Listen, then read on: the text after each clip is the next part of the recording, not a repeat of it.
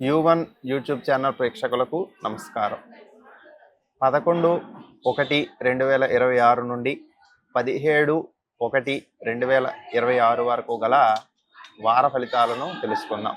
వృషభ రాశి కృత్తిక 2, 3, 4 పాదాలు, రోహిణి, మృగశిర 1, 2 నక్షత్ర పాదాలలో జన్మించినటువంటి జాతకులు. వృషభ రాశి వారికి ఇది కొంత అనుకూలమైనటువంటి కాలం.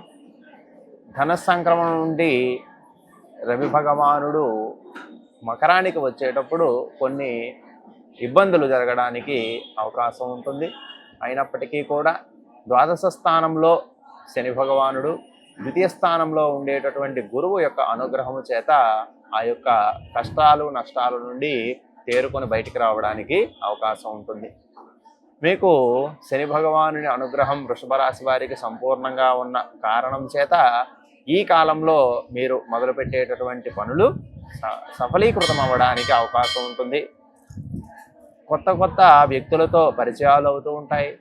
నూతనమైనటువంటి కాంట్రాక్టులు పొందడానికి అవకాశం ఉంటుంది.